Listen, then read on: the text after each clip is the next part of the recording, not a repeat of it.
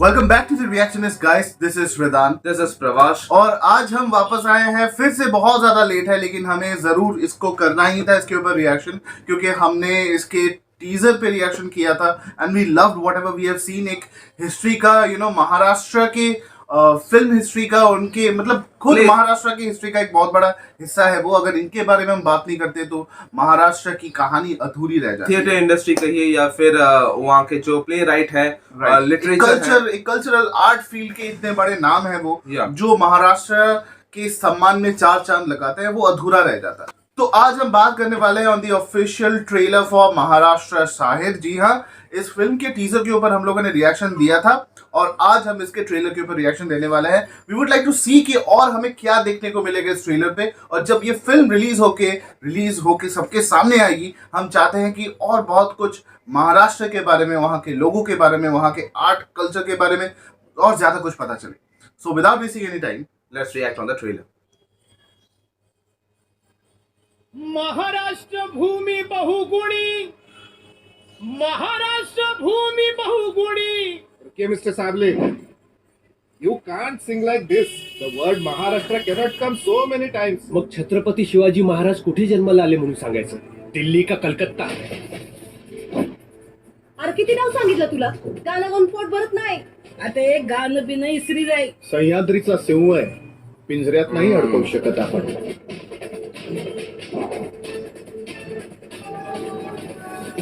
म्या गाणार, माझं तगडं तोडलंच तरी म्या गाणार.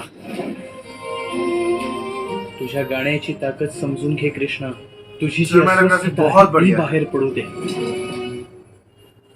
पक्षाला तुमचा सहभाग हवा आहे. आम्ही कलाकार आहोत, मिंदे नाही कोणाचे.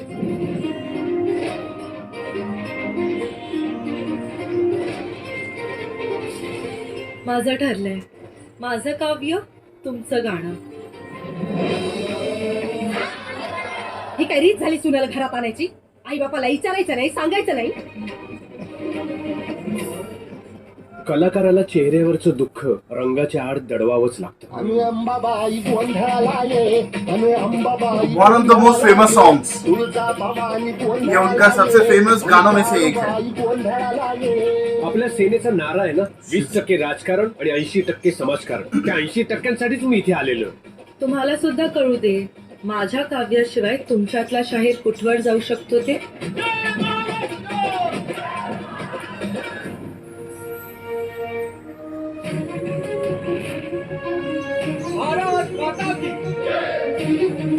अरे लोकांना घरात घुसून मारण्यापेक्षा, अमराठी लोकांची हॉटेल फोडण्यापेक्षा मराठी माणूस कसा उभा राहील, त्यासाठी काहीतरी नको का करायला.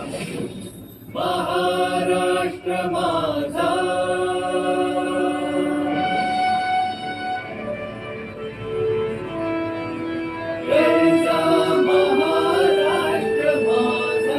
देश इंग्रजांपासून स्वतंत्र झाला होता, पण त्याला अशिक्षितता, बेरोजगारीपासून स्वतंत्र करायचं होतं, आणि त्यासाठी पुन्हा एकदा माझ्यातल्या शाहिराला मैदानात उतरवला. ये दर्शन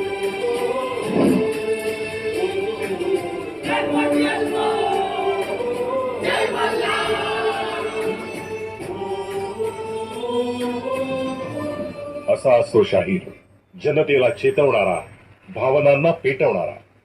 बहुत बढ़िया. लाईक करा, शेअर करा आणि सबस्क्राईब करा.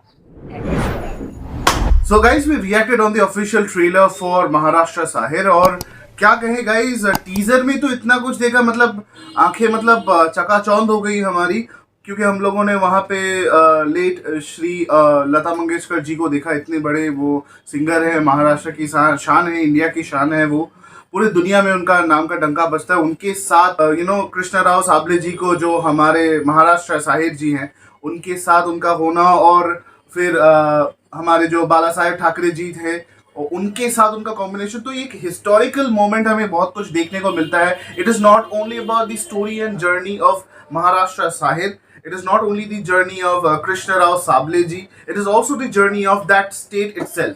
महाराष्ट्र खुद अपनी कहानी इन लोगों के हाथों से कैसे लिखवाता है, इसी की कहानी है गाइस. आर्ट, कल्चर, पॉलिटिक्स, हर जगह से. और क्या मतलब एक खूबसूरत एक जर्नी है गाइस. मतलब देखने में इतना पसंद आ रहा है मुझे.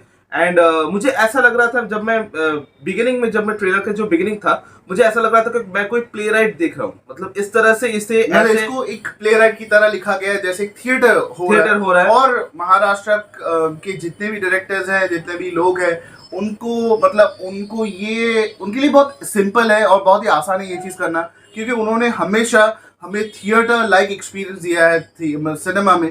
जब भी आप देखें, जब भी आप थिएटर से निकले, एक अच्छी वाइब आए। Yeah. तो आज भी जब हम लोग बॉलीवुड फिल्म्स देख के, कभी कभी किसी और इंडस्ट्री की फिल्म देख के डिसअपॉइंट हो जाते हैं, we still can get back to these films which has been created from Maharashtra cinema, और देख के मन को खुशी होती है कि चलो कुछ तो बना है। या तो यही ये सब कुछ हमें दिखा है।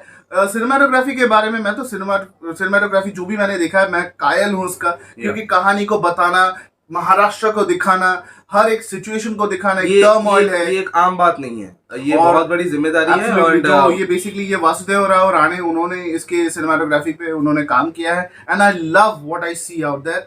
बहुत बढ़िया है। मैंने टीजर में भी कहा था कि इसका जो सिनेमाटोग्राफी है बहुत ही खूबसूरत है, उस चीज को यहाँ पे बरकरार रखा और गया इस है। मूवी की जो मेन यूएसपी है गाइस, म्यूजिक। एंड म्यूजिक तो आप सबको पता है कि मराठी मूवी इंडस्ट्री में कोई भी प्रोजेक्ट अजय अतुल सर के बगैर हो नहीं सकती। Absolutely, और ये दोनों मूवी का भी ये मूवी भी नहीं हो सकती थी। तो उनकी जो म्यूजिक है यहाँ पे पूरी तरह से एकदम निखर के आती है, and that's clearly we can hear that वो जो म्यूजिक है वो काफी ट्रेडिशनल है, और उस Absolutely. वक्त की भी लगती है और इस वक्त की भी लगती है। एब्सोल्युटली, जो भी मतलब शाहिर साबले साहब हैं, जो साहब थे, उनके जो भी गाने थे और उनके जो भी कॉम्पोजिशंस थे, जो भी उनकी लेखन थी, उसी को इस फिल्म में इस्तेमाल किया गया फॉर ऑब्वियस रीजंस।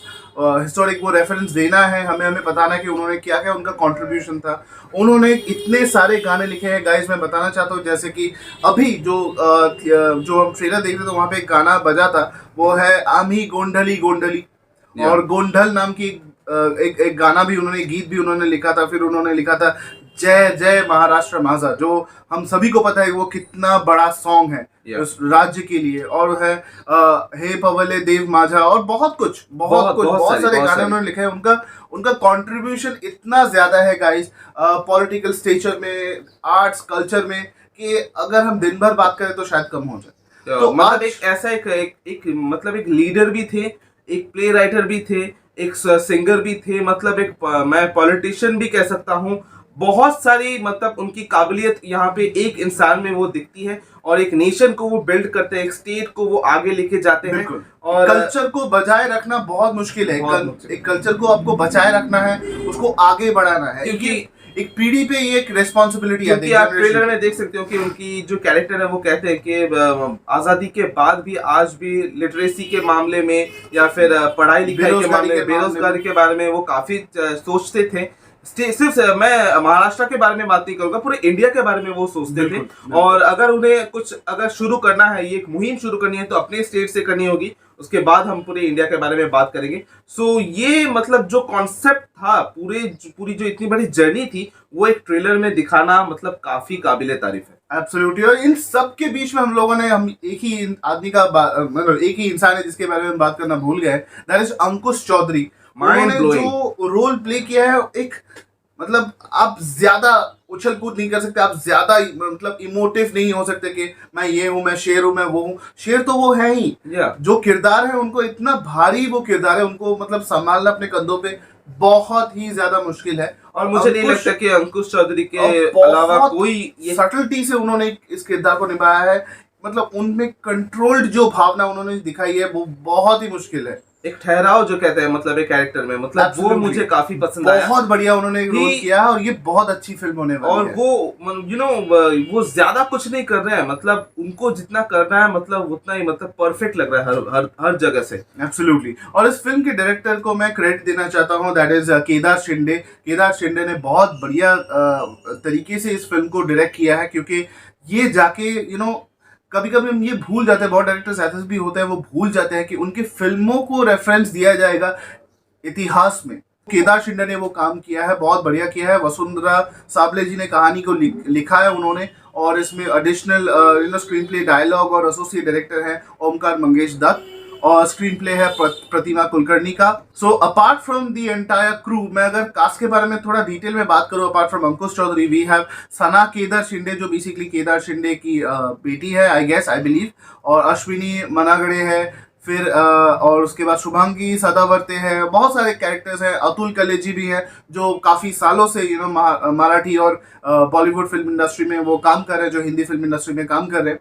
और कोरियोग्राफी में पॉल मार्शल कार्डोस, कृति महेश है, जो बहुत इंपॉर्टेंट एक पार्ट है इस फिल्म का. म्यूजिक में हम सभी को पता है कि अजय अतुल सर ने म्यूजिक दिया है.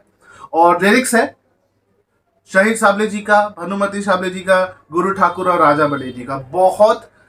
एक बहुत बड़ा कॉम्बिनेशन है, बहुत इंपॉर्टेंट कॉम्बिनेशन है. और ये फिल्म तो बस 28 कुछ दिनों में रिलीज होने वाली है. 2 दिनों में शायद रिलीज हो जाएगी गाइस. रिलीज ऑन 28 अप्रैल 2023. हम बहुत, हमारी आशा है, वी हैव हाई एक्सपेक्टेशंस कि ये कोलकाता में भी रिलीज हो. ऐसी फिल्म देखने का मौका बहुत कम मिलता है, क्योंकि या फिर अगर रिलीज ना हो तो we will wait for the OTT release and we will definitely watch it. क्योंकि गाइस इस तरह की मूवीज हमें काफी पसंद आती है. And if we can say a biographical film, और जो कहते हैं ना कि कैरेक्टर के बारे में बताती है, सो मैं उस तरह से देखूंगा इस मूवी को. And we will definitely watch it. हम दोनों को इसकी टीजर और ट्रेलर दोनों ही काफी पसंद आई. एंड जितने भी एस्पेक्ट थे हमने उसके बारे में डिटेल में बात की. पर आपकी क्या राय है इस मूवी के बारे में, इस रिएक्शन के बारे में, इस ट्रेलर के बारे में, वो आप कमेंट सेक्शन में जरूर जाके बताइए. ये जरूरी है गाइस. पॉजिटिव नेगेटिव जो भी हो, आप जरूर जाके कमेंट सेक्शन में अपने फीडबैक्स दीजिए. And we need your feedbacks. और हमारे चैनल को आप लाइक कीजिए, सब्सक्राइब कीजिए, शेयर कीजिए. और अगर आप चाहते हैं कि हम किसी कंटेंट के ऊपर रिएक्ट करें, तो आप वहां पे जाके कमेंट सेक्शन में जाके आप वहां पे बताइए. आप चाहे तो हमारे चैनल को आप सुपर साइंस के जरिए भी सपोर्ट कर सकते हैं. और सोशल मीडिया हैंडल्स तो है ही, इंस्टाग्राम एंड ट्विटर, वहां पे जाके आप फॉलो कीजिए. अगर आप चाहते हैं कि हम किसी कंटेंट के ऊपर रिएक्ट करें, तो आप वहां पे जाके डीएम कीजिए. And we will definitely react on the trailer और teaser, whatever the content is. And इसी तरह हमारे चैनल के साथ बने रहिए, हमारे वीडियोस के साथ बने रहिए. And till then the reaction is says जय हिंद.